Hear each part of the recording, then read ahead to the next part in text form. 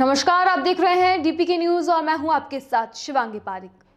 ऊपर जिसका अंत नहीं उसे आसमान कहते हैं और दुनिया में जिसका अंत नहीं उसे माँ कहते हैं। माँ जो एक पहले महिला है और अगर महिला नहीं तो आगे जीवन ही नहीं, जो कि हर कर्तव्य को बखूबी निभाती है। इसीलिए भारत में हर वर्ष 13 फरवरी को राष्ट्रीय महिला दिवस के रूप में मनाया जाता है।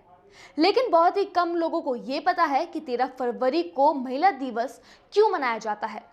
दरअसल इस दिन प्रमुख स्वतंत्रता सेनानी और कवयित्री सरोजिनी नायडू का जन्म हुआ था।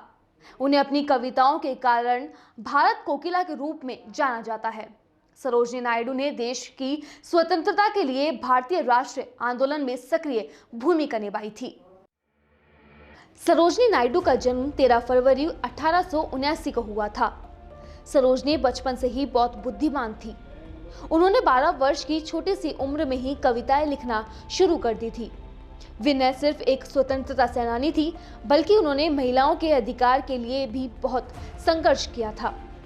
उन्हें भारत की पहली महिला राज्यपाल अधिकारों के लिए भी जाना जाता है और उन्हें इसका गौरव भी प्राप्त हुआ।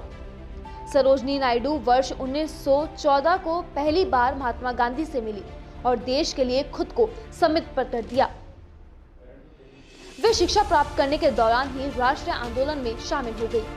महात्मा गांधी, जवाहरलाल नेहरू समेत तमाम बड़े नेता उनके नेतृत्व समीक्षा के कायल थे और उनका सम्मान करते थे। उन्हें 1928 में ब्रिटिश सरकार द्वारा भारत में प्लेग महामारी के दौरान अपने कार्यों के लिए कैंसर-ए-हिंद से सम्मानित किया गया। वे 1932 में भारत के प्रतिनिधि के रूप में दक्षिण अफ्रीका भी गई थी। 2 मार्च 1949 को लखनऊ में अपने कार्यकाल में करने के दौरान दिल का दौरा पड़ने से उनका निधन हो गया। सरोजिनी नायडू की 135वीं जयंती के अवसर पर यानी कि 13 फरवरी 1914 को देश में राष्ट्रीय महिला दिवस मनाने की शुरुआत की गई। साथ ही सरोजिनी नायडू अपनी साहित्य योगदान के लिए पूरे विश्व में प्रसिद्ध है।